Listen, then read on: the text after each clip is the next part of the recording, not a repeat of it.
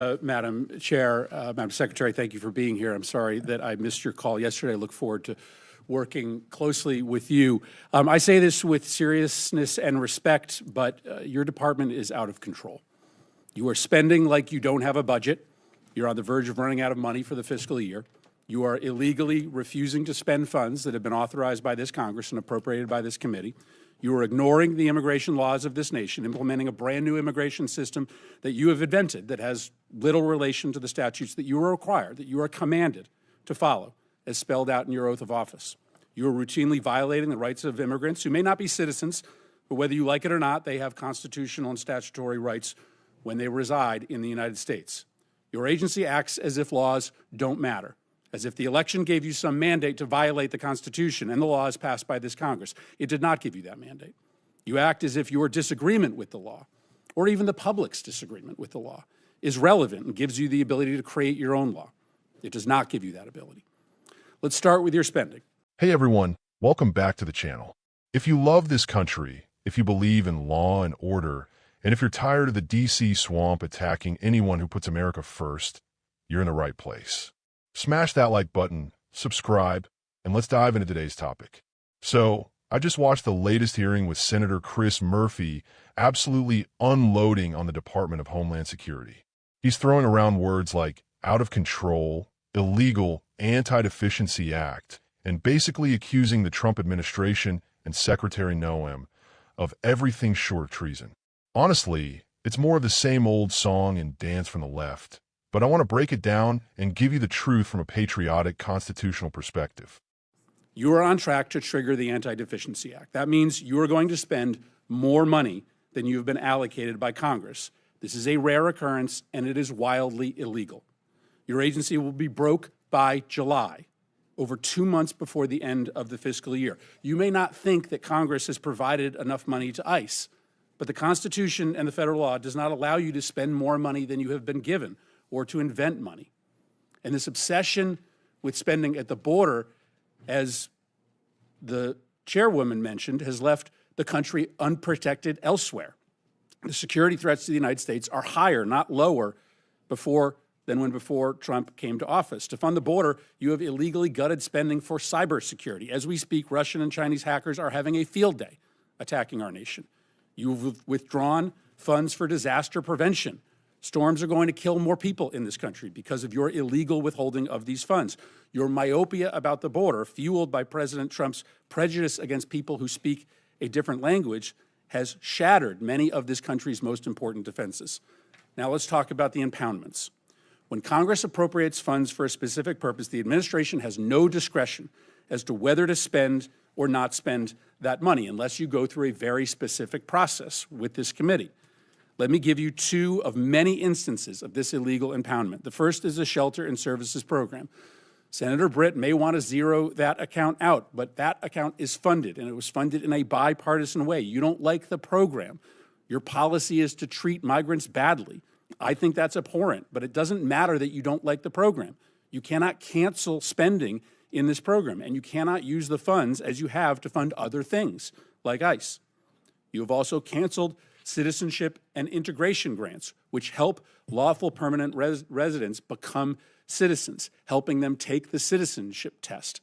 I know your goal is to try to make life as hard as possible for immigrants, but that goal is not broadly shared by the American public. That's why Congress, in a bipartisan way, for decades, has funded this program to help immigrants in this country become citizens. Now let's talk about why encounters at the southern border are down so much. This is clearly going to be your primary talking point today. You will tell us that it represents a success. But the primary reason why encounters are down is because you are brazenly violating the law every hour of every day. You are refusing to allow people showing up at the southern border to apply for asylum. I acknowledge that you don't believe that people should be able to apply for asylum, but you don't get to choose that. The White House doesn't get to choose that. The law requires you to process people who are showing up at the border and who claim asylum. Why? Because our asylum law is a bipartisan commitment, an effort to correct for our nation's unconscionable decision to deny entry to Jews to this country who were being hunted and killed by the Nazis. Our nation, Republicans and Democrats, decided wrote it into law that we would not repeat that horror ever again, and thus we would allow for people who were fleeing terror and torture to come here, arrive at the border, and make a case for asylum. Finally, let's talk about these disappearances.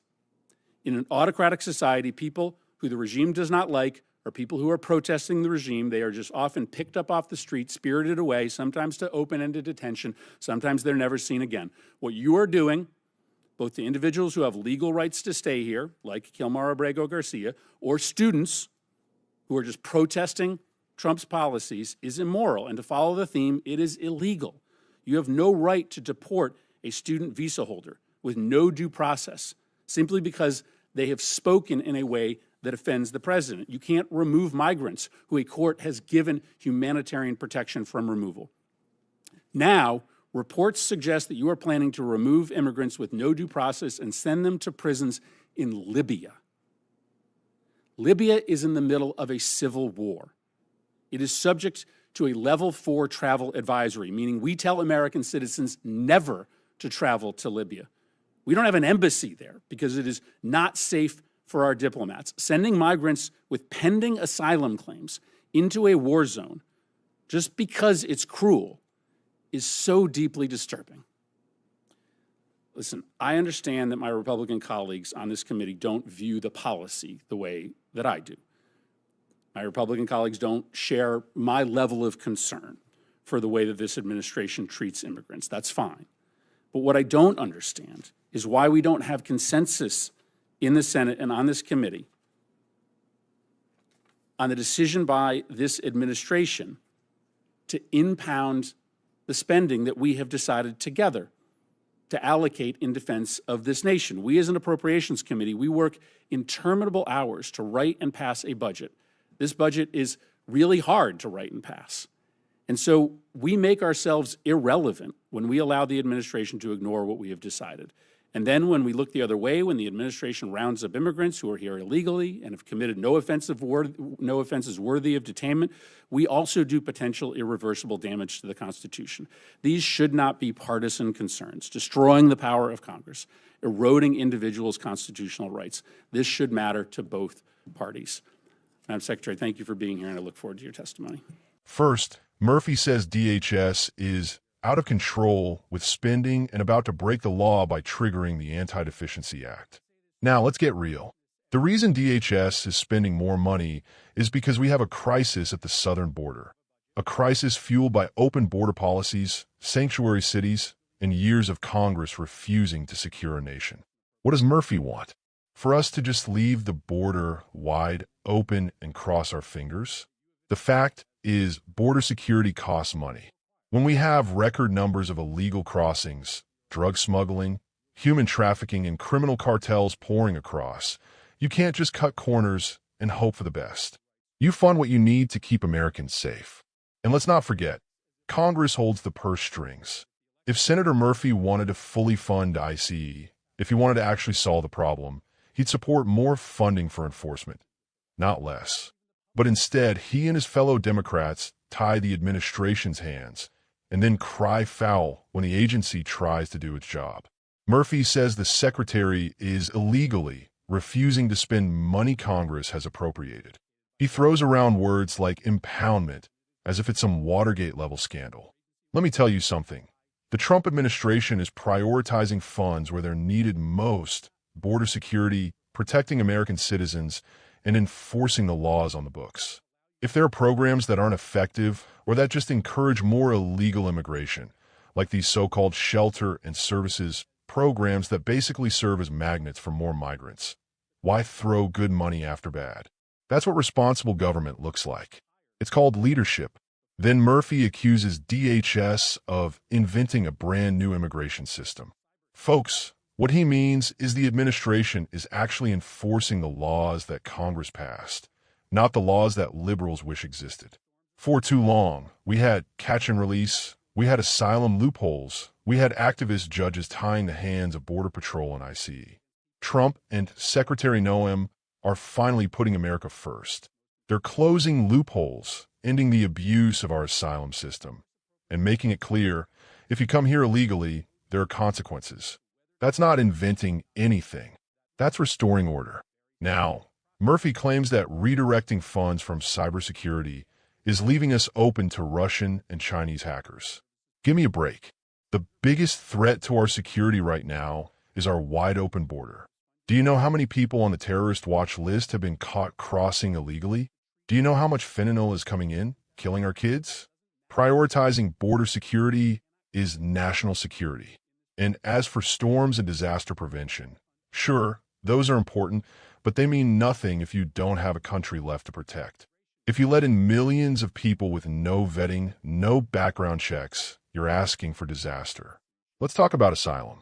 Murphy tries to guilt-trip the entire country by bringing up the Holocaust, saying America refused Jewish refugees, and that's why we have asylum laws today. Listen, nobody wants to repeat those mistakes. But that doesn't mean our borders are open to anyone who says the magic word asylum. There are laws. There are rules. You don't get to just show up and demand entry. We have to vet people. We have to make sure they're not criminals, traffickers, or terrorists. That's common sense. What Democrats want is de facto open borders, and they'll use any historical tragedy to try to shame us into it. Murphy goes on about disappearances and claims that student protesters or visa holders are being deported for offending the president. That's just fear-mongering. If you're in this country legally, if you follow the law, you have nothing to worry about. But if you overstay your visa, if you break the law, if you're inciting violence or threatening national security, then yes, you're subject to removal. That's not tyranny. That's how every country in the world operates. As for the wild claim about sending migrants to prisons in Libya, let's see some proof. The left loves to throw around horror stories without any evidence. The reality is, this administration is working to return people to their home countries safely and humanely. But if you're coming here illegally, you don't get to dictate the terms of your stay. Murphy says destroying the power of Congress and eroding individual rights should concern both parties. Well, here's what concerns me. When Congress refuses to fund the security of its own nation, when activist judges override the will of the people, when bureaucrats ignore immigration law and let in millions with no accountability, that's the real threat to the Constitution. The Constitution was written to secure the blessings of liberty for Americans. If we don't have borders, we don't have a country. Look, folks, don't buy into the left's hysteria. Every time an administration tries to enforce the law, they scream racism, illegality, or authoritarianism. But what they really want is open borders, endless spending, and a permanent underclass dependent on big government. We need strong borders. We need law and order. And we need to put America first every single time. If you agree, share this video. Call your senators. Tell them to support our border agents and stop tying the hands of the people charged with keeping America safe. And as always, God bless you. God bless our border agents, and God bless the United States of America. Don't forget to hit like, subscribe, and leave your thoughts in the comments below. See you next time.